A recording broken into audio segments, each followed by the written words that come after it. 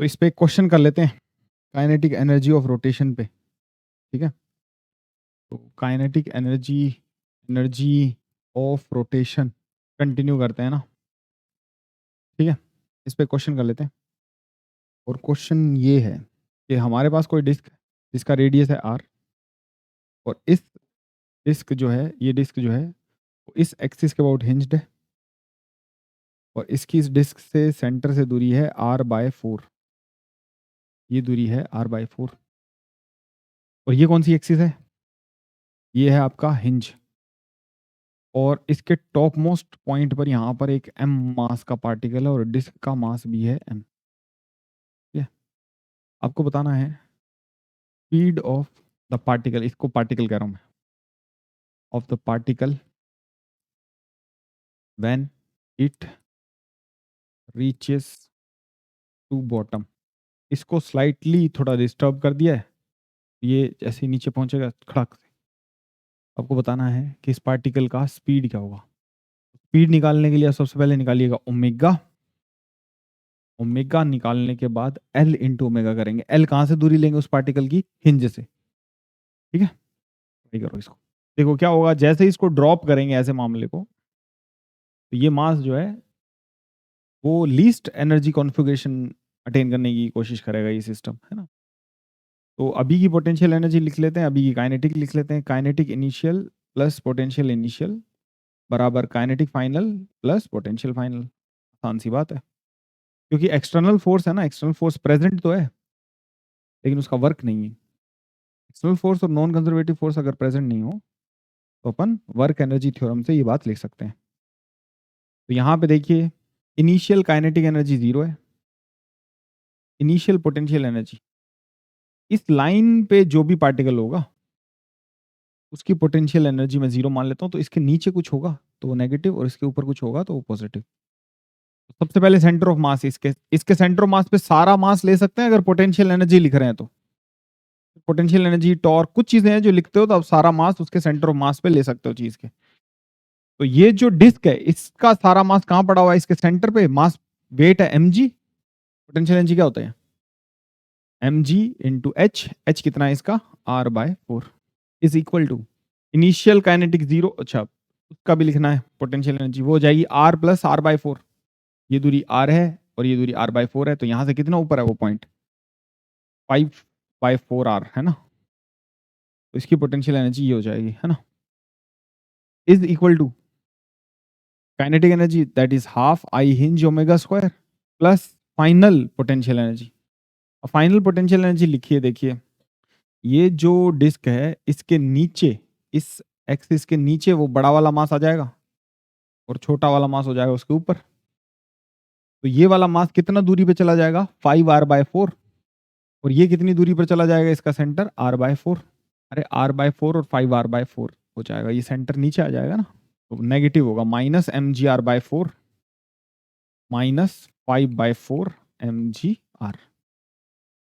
ये 5 बार, ये एक बार, 6 बार, 6/4 यानी कि 3/2 और ये 3/2 एक बार और जुड़ेगा, 3/3, 3 mgr। इसको देख लेना कैलकुलेशन को, is equals to half I hinge omega square. तो ये हो जाएगा 6 mgr अपॉन में आई हिंज, या फिर ऐसा ही लिख लेता हूँ, मेरे को ओमेगा निकालना है। ठीक है, आई हिंज लिखने की कोशिश करते हैं और वो इससे डिवाइड कर देते हैं तो ओमेगा का स्क्वायर आ जाएगा। हिंज के अबाउट मोमेंट ऑफ इनर्शिया लिखो, किसी भी अवस्था के लिख लो, पहले का लिख लो, बात करो सो सेम है। इस मास की दूरी तो इससे इतनी रहेगी ना। अरे रिजिड बॉडी है, किन्हीं दो पार्टिकल्स की पोजीशन चेंज नहीं हो सकती, इसकी दूरी r/4 रहेगी। तो डिस्क का मोमेंट ऑफ इनर्शिया अपनी एक्सिस के अबाउट क्या होता है? mr²/2 होता है कि 4 होता है? 4 होगा इस एक्सिस के अबाउट, mr²/4।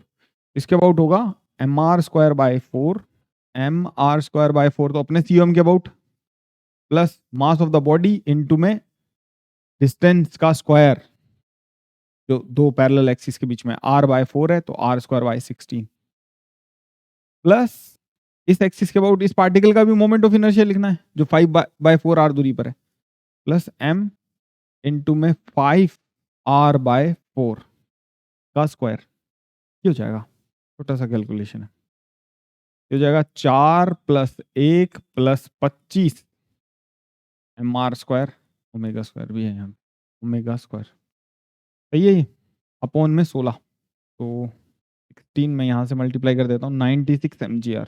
ये कितना हो जाएगा, 30 M R square omega square is equals to 96 mgr। तो ओमेगा स्क्वायर क्या आ जाएगा, 96 g अपॉन में 30r। क्या की टेबल से ये 5 बार, क्या की टेबल में वो आ रहा है, या 96 आ रहा होगा, 1 16 जी, तो ओमेगा आ जाएगा 16 g by 5r, under root of 16 g by 5r आ जाएगा ओमेगा। हमको ओमेगा निकालना था क्या, v ऐसा था, इसका v निकालना है, ये कितनी दूरी पर है, 5r बाय 4, ओमेगा इंटू में r, यानी कि अंडर रूट में डालना चाहते हो तो 5r बाय 4 डालेंगे, तो r को इसके डिवाइड करेंगे तो ये क्या आ जाएगा, 5r बाय 4 की जगह 4 बाय 5 16 बाय में ओमेगा इंटू r था, r का वैल्यू था 5r बाय 4, यही था ना, इसको इधर मल्टीप्लाई करेंगे तो ऐसा ही नहीं आएगा क्या, हाँ हाँ हाँ, तो कर तो रहे हैं, अच्छा v की वैल्यू नहीं, v ओमेगा की वैल्यू है, इसके साथ r का गुणा करना पड़ेगा अपन को, तो r मतलब कितना था, 5r बाय 4, अंडर रूट में करते हैं तो 15r स्क्वायर बाय 16, ये 16 से 16, ये 5, ये r से r, तो ये आ जाएगा आपके पास, r ओमेगा मल्टीप्लाई कर दिया, ये आ जाएगा आपके पास v कितना आ जाएगा, अंडर रूट में 5r, यही आएगा ना, ठीक है। बस कुछ नहीं करना है, पोटेंशियल एनर्जी लिखनी है, काइनेटिक एनर्जी लिखनी है, काइनेटिक एनर्जी लिखना सीख रहे हैं, अगर कोई पॉइंट हिंज हो तो उसके अबाउट काइनेटिक एनर्जी क्या होता है, हाफ आई ओमेगा स्क्वायर। अब मैं आपको एक बहुत इंपॉर्टेंट कॉन्सेप्ट सिखाने जा रहा हूँ, वो है वर्क डन इन रोटेशन, तो हेडिंग लिखिए work done in rotation, work done in rotation. देखो ट्रांसलेशन में वर्क कैसे लिखते थे, कोई फोर्स किसी चीज को ट्रांसलेट कर रहा था तो वर्क कैसे लिखते थे, फोर्स इनटू में डिस्प्लेसमेंट का इंटीग्रल करते थे, आर की तरफ भी हो सकता है, किसी भी रैंडम डायरेक्शन हो सकता है, ये वर्क है, ऐसा था। अब अगर रोटेटिंग फ्रेम्स है ना, तो फोर्स इनटू में ट्रांसलेशन वाला सेंटर ऑफ मास वाला कॉन्सेप्ट इसमें लगाएंगे, ट्रांसलेशन का वर्क आएगा अलग से और रोटेशन का आएगा अलग से। तो ट्रांसलेशन का तो आप जानते हो कैसे निकालते हैं, रोटेशन का कैसे निकालते हैं, ये ट्रांसलेशन का था, रोटेशन का कैसे निकालते हैं, रोटेशन का कैसे निकालते हैं, वो निकालते हैं, फोर्स की जगह क्या लिख देते हैं, टॉर्क, टाउ डी थीटा, बहुत इंपॉर्टेंट है। और कोई बॉडी दोनों कर रही हो तो उसका टोटल वर्क क्या हो जाएगा, डब्ल्यू नेट। रोटेशन मतलब क्या, किसी एक्सिस के अबाउट अगर रोटेट हो रही है तो वर्क कैसे निकाल सकते हैं अपन, टाउ डी थीटा से। और अगर कोई बॉडी सिर्फ ट्रांसलेट कर रही है तो इससे निकाल लेते हैं। अगर कोई बॉडी दोनों कर रही है तो ऐसे लिखते हैं, एफ डी आर, ठीक है, general planar motion, centre of mass के ऊपर जो जो ट्रांसलेशन लिखेंगे अपन के, सेंटर ऑफ मास कितना डिस्प्लेस हुआ, कितना फोर्स लगा, वो प्लस रोटेशन का torque about centre of mass into D theta. Centre mass को छोड़ो, ऐसा टोटल वर्क लिखते हैं, लिखते हैं कि नहीं लिखते हैं। इसका एक एग्जांपल लेता हूं, जो एग्जांपल अपन ने पहले भी कर रखा है। डी थीटा की डायरेक्शन होती है क्या, यस, डी थीटा की डायरेक्शन कैसे होती है, जिस तरफ थीटा है ऐसे, right hand thumb rule, right hand thumb rule. अभी ये रिकॉर्ड पे तो मैं बोला नहीं, तो बाकी तो समझ ही गए होगा। देखो ये सवाल हमने किया हुआ है, फिर भी मैं वापस कर रहा हूँ इसको, ठीक है, अगर किया हुआ है तो भी हम वापस कर रहे हैं इस सवाल को, ठीक है। ये एंगल है थीटा और यहाँ पर कोई m मास का पार्टिकल है, ठीक है। ये एंगल थीटा किधर मेजर किया है मैंने, कहां से मेजर किया है, वर्टिकल से। तो थीटा का डायरेक्शन कौन सा होगा बच्चों, ये वाला, ऐसा है ना थीटा, तो थीटा का डायरेक्शन कौन सा है, के कैप में, डी थीटा सारे जुड़ते जाएंगे, तो ये जो एंगल हम इस डायरेक्शन को प्लस थीटा लिख रहे हैं, अरे हाँ कि नहीं, तो इस डायरेक्शन को फिर माइनस थीटा लिख। अब इसके ऊपर कौन से फोर्सेस लग रहे हैं हम निकालना चाहते हैं, find work done by torque of, या work done by gravitational force, torque of force नहीं लिख रहे, चलो gravitational force when bob reaches to the mean position. आपको याद है ग्रेविटी का वर्क, ग्रेविटी कर रही है यहाँ पे वर्क, उसका वर्क क्या आया था, mg L1 minus cos theta, positive, क्योंकि सच में ग्रेविटी नीचे लग रही है और चीज भी नीचे आ रही है। आप इसमें एक चीज और नोटिस करो कि यहां पे इस एक्सिस के अबाउट प्योर रोटेशन हो रहा है कि नहीं हो रहा है? इस एक्सिस के अबाउट इसका प्योर रोटेशन हो रहा है कि नहीं? सर्कुलर मोशन कर रहा है कि नहीं कर रहा है? कर रहा है बिल्कुल। तो प्योर रोटेशन करता है तो टाउ डी थीटा से वर्क लिख सकते हैं, टाउ डॉट डी थीटा से। तो वर्क लिखेंगे, इसके ऊपर ग्रेविटी का फोर्स इधर लग रहा है प्यारे बच्चों, है ना? तो टाउ डी थीटा का इंटीग्रेशन, क्योंकि टॉर्क इसका किसका फंक्शन है? थीटा का इंटीग्रेशन क्या देगा हमको? वर्क देगा। टॉर्क क्या लग रहा है किसी भी थीटा पे? M G L cos theta, अगर इसकी लेंथ एल है तो M G L cos theta D theta. अब मुझे ये बताओ कि ये डॉट प्रोडक्ट पॉजिटिव है कि नेगेटिव है? टॉर्क इसको एल कॉस थीटा लिखती है यार, एल साइन थीटा। अच्छा, ये टॉर्क जो है वो और डी थीटा क्या एक ही डायरेक्शन में? यहां पे प्लस लिखूं, इसका डॉट प्रोडक्ट हटा के क्या माइनस लिखूं? सोच के बताओ। वो टॉर्क इसको कैसे घुमा रहा है? वो टॉर्क थीटा को कम कर रहा है कि बढ़ा रहा है यार? कम कर रहा है ना थीटा को, थीटा के अपोजिट दिशा में लग रहा है, ऐसे घुमा रहा है ना चीज को इस एक्सिस के अबाउट। अरे हाँ, टॉर्क तो समझ में आई होगा। तो यहां पे लगाएंगे हम माइनस का निशान, टाउ डी थीटा को ओपन करने के लिए, जस्ट अपोजिट है। इसको इंटीग्रेट कर दो, minus M G L constant है, sine theta D theta. What is the integration of sine theta D theta? That is minus cos theta. ठीक है, थीटा इनिशियली कितना था? थीटा, और लास्ट में थीटा है जीरो। शुरू में थीटा थीटा है, लास्ट में जीरो है। वर्क डन आ जाएगा M G L cos zero minus cos theta. ये वैसे भी आ रहा है, लेकिन आपको टाउ डी थीटा भी समझना चाहिए फिजिक्स में कि टाउ डी थीटा से कैसे हम वर्क डन कैलकुलेट करते हैं। ठीक है, अगर आप वहां से प्योरली हिंज मान के इसको हाफ आई ओमेगा स्क्वायर के बराबर लिखते हैं ना, कि ये जो वर्क डन किया है, वर्क डन बाय ऑल बराबर चेंज इन काइनेटिक एनर्जी। यहाँ पे टेंशन तो वर्क कर नहीं रहा, सिर्फ ग्रेविटी काम कर रही थी। तो half M V square answer आपको पता है। आई क्या लिखोगे उस बॉब का? Moment of inertia M L square by 12, M L square by 3 मत लिख देना, इस पॉइंट मास का लिख रहे हो मोमेंट ऑफ इनर्शिया इस एक्सिस का रोड, इनटू में omega, omega V by R होगा, V by L. Circular motion कर रहा है ना, तो ओमेगा वी बाय एल होगा। यहाँ से हाफ एम वी स्क्वायर आ जाएगा, एल स्क्वायर टर्म कट जाएगा, मतलब वही बातें आ जाएगी। तो फिर कई बार ये ज्ञान होना बहुत अच्छी बात होती है। जैसे फॉलोइंग उदाहरण देखते हैं, जैसे कोई डिस्क है, ब्रेक ऐसे ही लगता है जब आप ब्रेक अप्लाई करते हैं, ये ओमेगा वेलोसिटी से घूम रही है, ठीक है, और यहाँ पर एक एफ फोर्स लग रहा है। यहाँ पे कुछ भी लगा दोगे तो इसका रिलेटिव मोशन कैसे हो रहा है इसके अबाउट? ये पॉइंट आगे स्लिप करने की कोशिश कर रहा है, तो फ्रिक्शन कहाँ लगेगा? पीछे। फ्रिक्शन का फोर्स पीछे लगेगा, फ्रिक्शन का फोर्स पीछे लगेगा। ठीक है, ऐसा। इस फोर्स का ना मैं वैल्यू दे देता हूं, जैसे 2 न्यूटन है, फिक्स कांस्टेंट फोर्स है ये। तो आपको बताना है find work done, work done bye frictional force. अरे नॉर्मल वॉर्मल ना निकालना पड़े ना, सर्कुलर मोशन से बन दिया फ्रिक्शनल फोर्स, या फिर यहाँ पे ना एक रिटार्डिंग फोर्स ही मान लो, फ्रिक्शनल फोर्स मत मानो उसको, कोई भी एफ फोर्स ले लो, कोई भी जनरल है ना, एफ फोर्स लगा रहे हैं हम, इसके अपोजिट लगा रहे हैं बस, और ऑलवेज टेंजेंशियल डायरेक्शन में रहेगा वो इसके, यानी कि इस पॉइंट पर एफ फोर्स लगा रहे हैं हम इधर।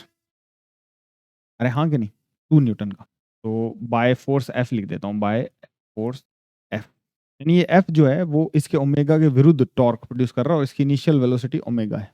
क्या लिखेंगे?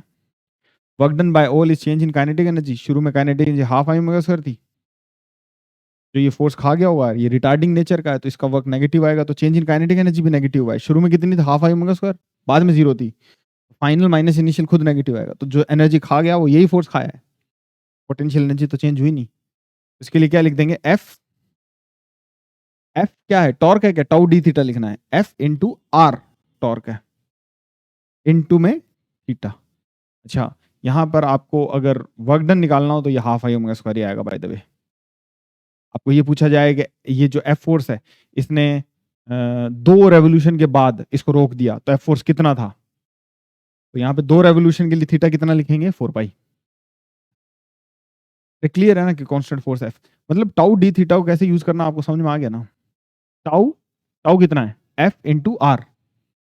एफ फोर्स इधर लग रहा है, आर इसके परपेंडिकुलर है, इंटू में डी थीटा।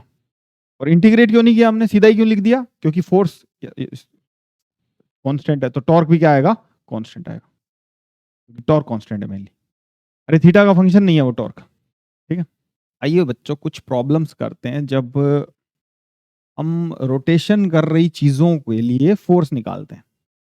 जैसे मेरी बात सुनो, आपको कोई भी प्रॉब्लम दिया हो जिसमें आपसे हिंज फोर्स पूछा जाए।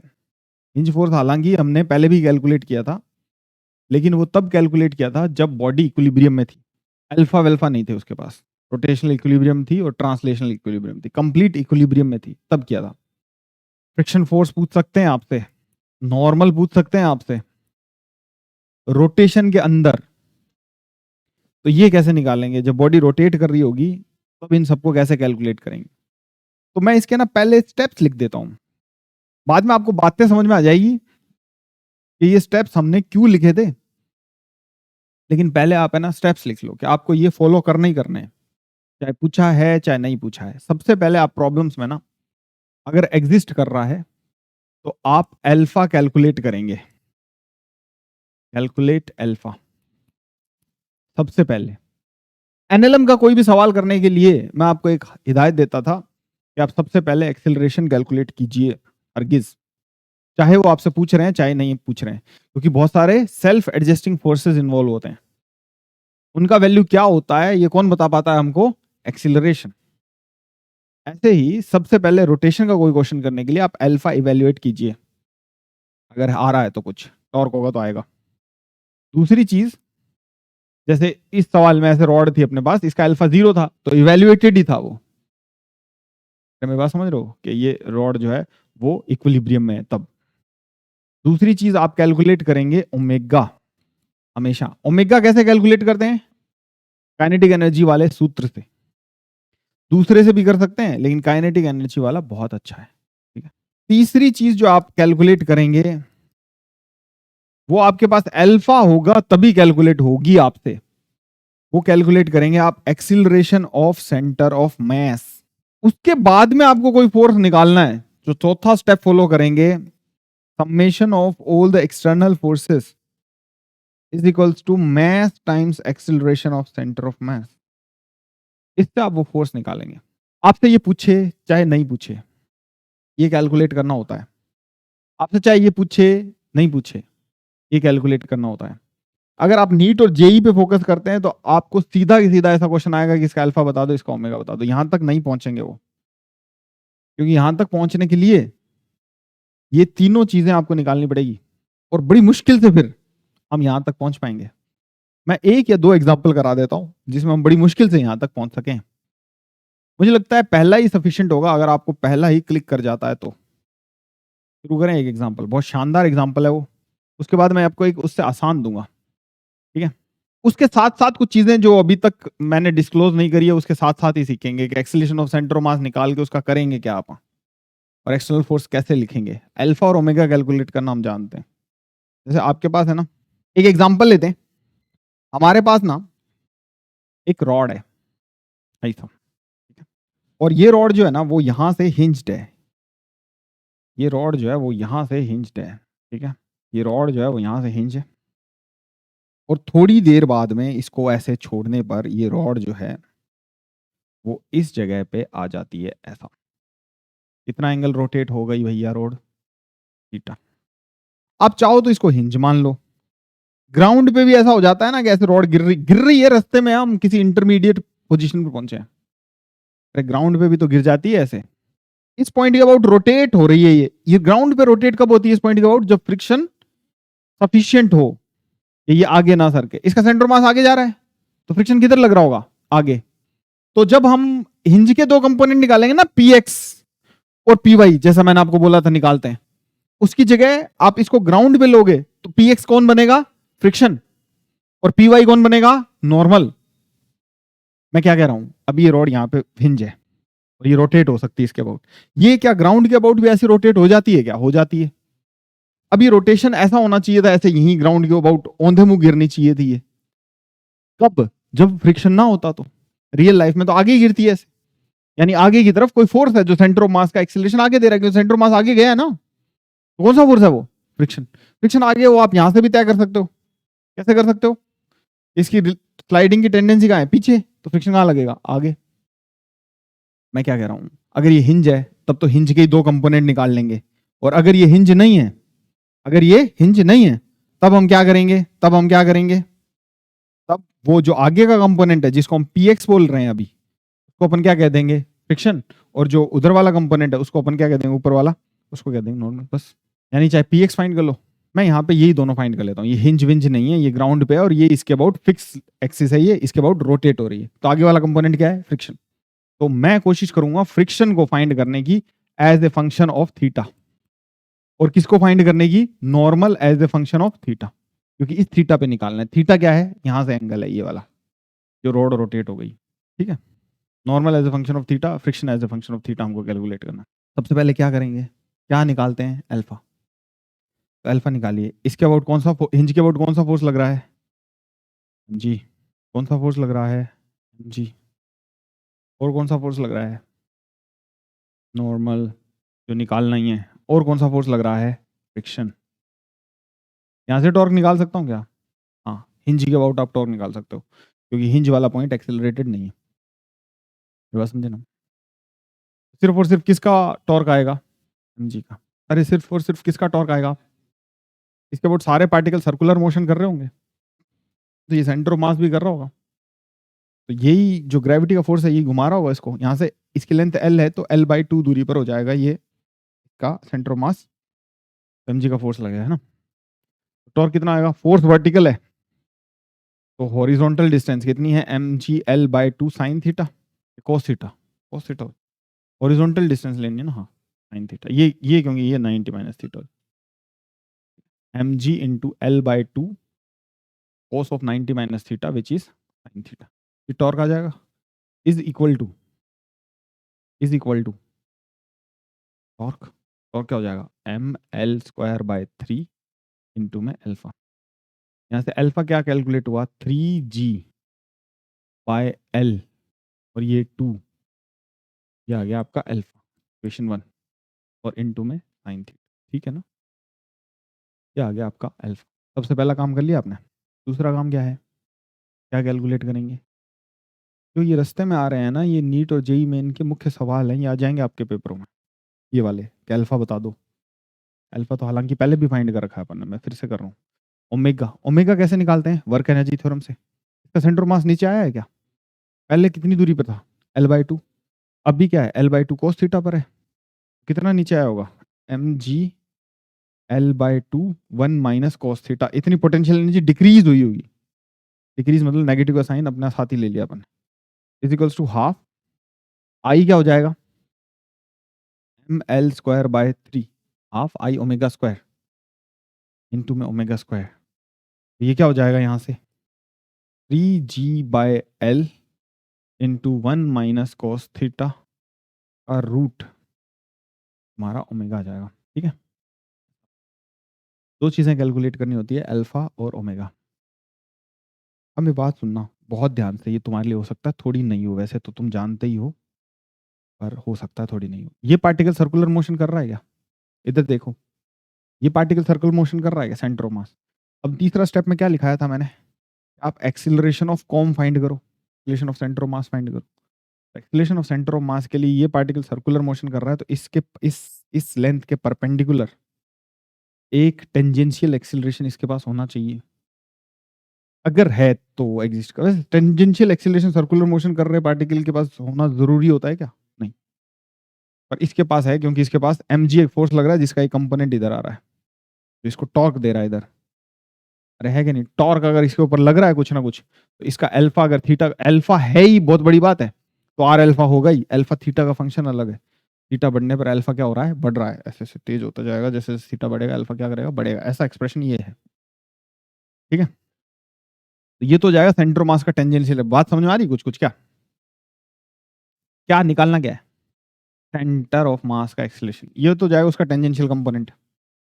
एक वो क्योंकि सर्कुलर मोशन कर रहा है, तो उसका सेंट्रीपिटल कंपोनेंट भी होगा AC। और सेंटर ऑफ मास आगे भी चल रहा है और नीचे भी आ रहा है। आगे चल रहा है मेरे को कैसे पता? इकलौता फोर्स है आगे की तरफ। अगर नेट फोर्स एक्सटर्नल चीज के ऊपर आगे की तरफ है, सेंटर ऑफ मास आगे जाना चाहिए, और रॉड गिरेगी तब तुम्हें पता ही चल जाएगा, पहले यहां था बेचारा, अब आगे आ गया, तो आगे चला है तभी तो गया है आगे। अब देखना, मेरी बात सुनना बहुत ध्यान से। ए टी कैसे लिखते हैं? Are alpha. ए टी क्या हो जाएगा? ध्यान से सुनना। ए टी हमने अल्फा वगैरह निकाले ही क्यों थे फिजिक्स में, वो देख रहे हैं। ए टी क्या हो जाएगा? आर इंज से आर इंटू में alpha 3g sine theta pi में 4 टेंजेंशियल एक्सीलरेशन है। और सेंट्रीपिटल एक्सीलरेशन क्या आएगा? इधर ही देखते रहो, omega square R L/2 into में स्क्वायर ऑफ ओमेगा ही मल्टीप्लाई कर दो, 3g/L into 1 minus cos theta. शाबाश। तो सेंट्रीपिटल एक्सीलरेशन क्या आ जाएगा? 3g1 minus cos theta by में 2, अगर सही कैलकुलेशन है तो सारी। ठीक है, ये दो एक्सीलरेशन है रॉड के पास, रॉड के पास नहीं है, आई मीन टू से सेंटर ऑफ मास के पास है दो एक्सीलरेशन। तो कितने ही कंपोनेंट कर लो, हमें तो मेनली क्या निकालना है? फोर्स। तो आप सेंटर ऑफ मास के एक्सीलरेशन निकालो और उसको दो पार्ट्स में लिखो। एक तो ए टेंजेंशियल, क्योंकि अल्फा और ओमेगा निकाल रखे हैं अपन ने। अब इस चित्र पे वापस आना थोड़ा सा, तो तुम्हें देखो यहाँ पे ये सारा इरेज करूंगा मैं अभी। ठीक है, अब ध्यान से देखना, अपन को निकालना है मान लो नॉर्मल या फ्रिक्शन, कुछ भी निकालना है। जैसे मान लो मैं फ्रिक्शन निकालता हूँ पहले। ठीक है, ये वैल्यूज बोल देना ए सी और ए टी वाली। ए सी का वैल्यू तो यहाँ रखा ही लिखा ही पड़ा है, ए सी का वैल्यू तो यहाँ लिखा ही पड़ा है। तो ए सी का वैल्यू तो हो जाएगा ये, ए सी का वैल्यू तो हो जाएगा ये, यहाँ ले आते हैं। और ए टी का वैल्यू लिखा हुआ है क्या यहाँ पे? ए टी का वैल्यू एक बार बोल दो, 3g/L, ये टेंजेंशियल एक्सीलरेशन। 4 L कैसे आएगा? ठीक है, बहुत बढ़िया। ठीक है, अब देखना, हमको निकालना है मान लो फ्रिक्शन। फ्रिक्शन कौन सी दिशा में लग रहा है? एक्स दिशा में। summation of all the forces in x direction must add up to mass of the body into acceleration of center of mass in x direction. This is the theorem. Summation of all the external force is equal to mass into acceleration. Summation of all the force in x direction is mass into acceleration of com in x direction. ऐसा, इतनी बात समझ में आई? Direction में एक ही force है F, कोई force नहीं। एक्सटर्नली इस बॉडी पे एक ही फोर्स है, ग्रेविटी नीचे है, नॉर्मल ऊपर है। Is equals to mass of the body into में सीओएम का एक्सेलरेशन, सेंट्रीपिटल नहीं है वो, इनटू में सेंटर ऑफ मास का एक्सेलरेशन। कौन सी डायरेक्शन में? एक्स डायरेक्शन में। तो एटी का ये वाला कंपोनेंट लिखेंगे, ये भी सेंटर मास का एक्सेलरेशन है, और एसी का ये वाला कंपोनेंट लिखेंगे। तो ये एंगल थीटा, तो ये थीटा, ये 90 माइनस थीटा, तो ये थीटा। तो AT cos theta M, AT cos theta तो आगे लग रहा, और एसी कॉस, एसी का भी sine theta, AC sine theta पीछे लग रहा, एसी साइन थीटा पीछे लग रहा भाई साहब।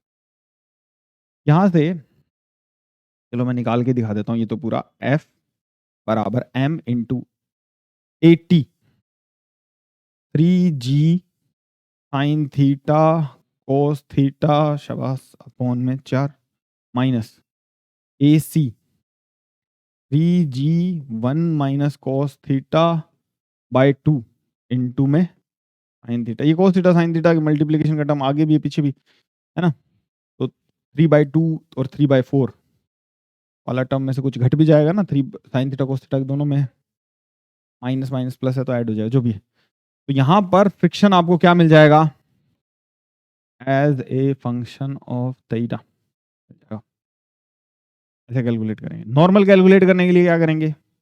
एसी और एटी के जो कंपोनेंट है दोनों, उनका एसी का ये वाला कंपोनेंट और एसी का ये वाला कंपोनेंट और एटी का भी ये कंपोनेंट नीचे वाला जोड़ देंगे, और M G minus normal is equals to mass into में ये वाले कंपोनेंट लिख देंगे। आपको यहां से क्या मिलेगा? Normal as a function of theta. ऐसा क्लियर है? ये सवाल क्लियर है? एक आसान सवाल करते हैं। अच्छा, बहुत बार क्या होता है ना, नीट और जेई मेंस जैसी परीक्षाओं में भी ये साधारण सा सवाल आ सकता है कि आपने एक सवाल किया था, एक रॉड था और इस स्ट्रिंग को कट करेंगे तो आप अल्फा बताओ। क्या आंसर था उसका? 3G/2L था। इसको सॉल्व नहीं कर रहा हूं मैं अल्फा को। आपसे ऐसा पूछ लेंगे ज्यादा से ज्यादा कि कट करते ही हिंज का फोर्स बताओ, तो क्या सुकून है उसमें? उसमें ओमेगा 0 है कट करते ही। तो वो जो ओमेगा वाला पार्ट आ रहा था अभी क्वेश्चन में वो नहीं आएगा। ओमेगा कैलकुलेट करेंगे तो ओमेगा क्या आएगा? 0। सिर्फ और सिर्फ क्या आएगा? अल्फा। अल्फा आपके पास है ही पहले से। तो ये इस पॉइंट के अबाउट घूम रहा है कि नहीं घूम रहा है? सारे मोशन, सारे पार्टिकल सर्कुलर मोशन कर रहे हैं, तो सेंटर ऑफ मास भी कर रहा है ऐसे ऐसे सर्कुलर मोशन।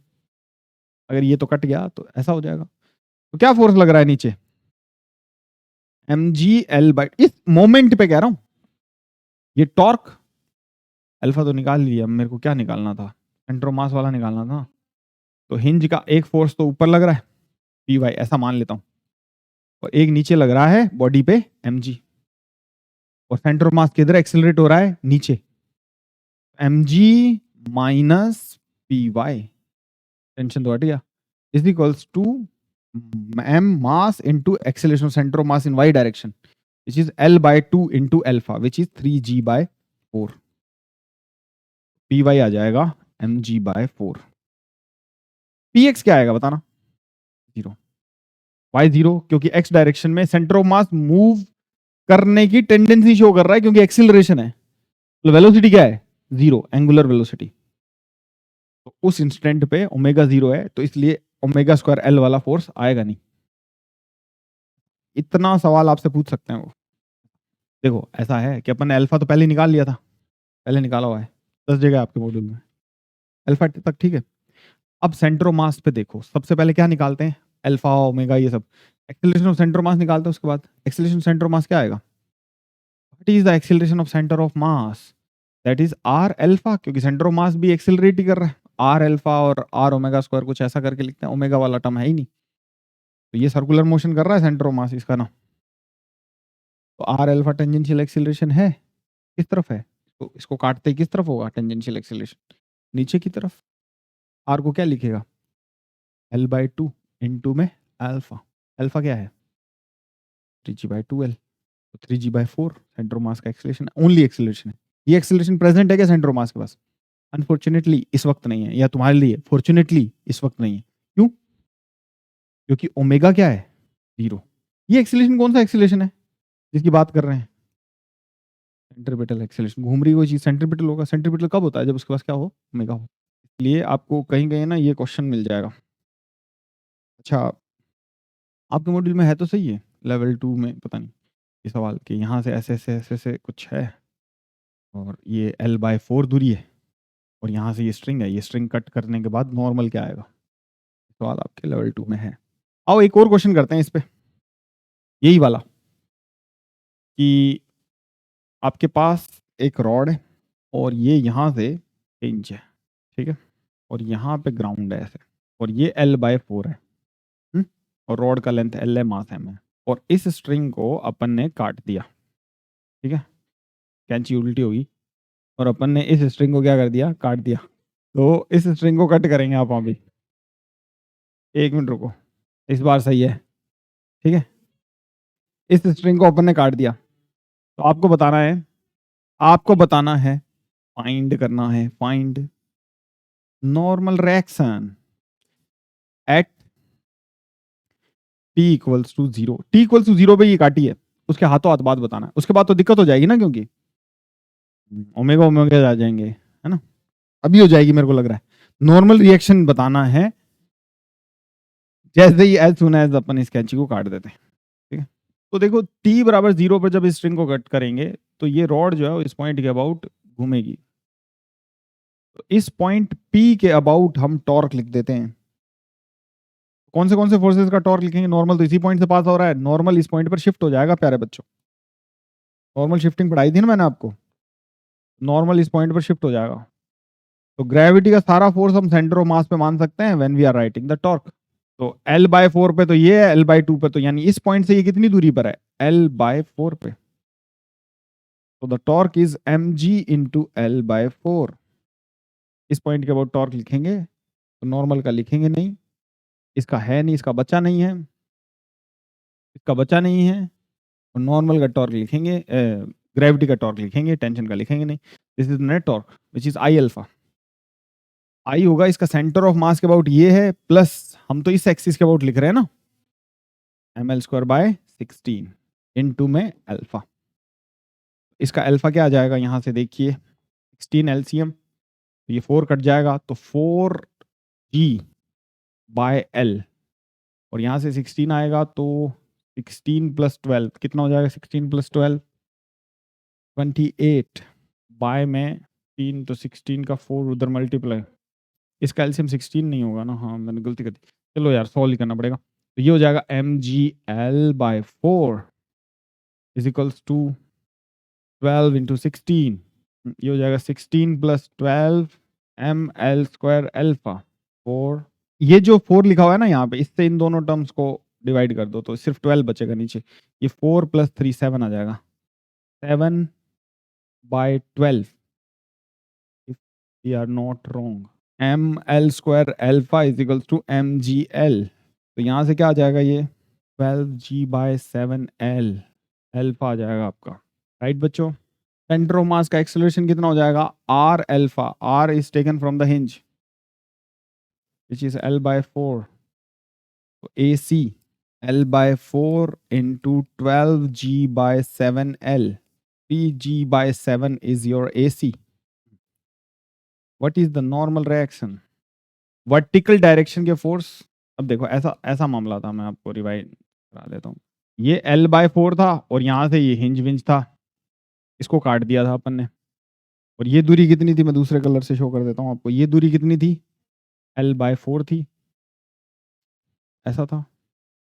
इस पॉइंट के अबाउट ये रोटेट हो गया, तो सेंटर ऑफ मास एक सर्कुलर मोशन कर रहा है ना इस वक्त, तो जिसके पास ओमेगा नहीं है तो ये वाला एक्सेलरेशन अपन को लेना नहीं, तो अगर ये सर्कल में घूमेगा तो इस वक्त इसके ऊपर इधर r अल्फा का फोर्स लगेगा, अरे लगेगा कि नहीं लगेगा, तो AC r अल्फा से निकाल लिया, तो इसके ऊपर वर्टिकली अब क्या क्या फोर्स लग रहे हैं, एक तो नॉर्मल लग रहा है और एक क्या लग रहा है, ग्रेविटी लग रहा है, अरे हाँ कि नहीं, एक तो नॉर्मल लग रहा है, आपको नॉर्मल फाइंड करना था, तो इसका एक्सेलरेशन नीचे है तो ग्रेविटी जीतेगा, mg माइनस कुछ, अच्छा mg minus normal is equals to m into में ACOM, तो n यहां से आ जाएगा 4mg/7।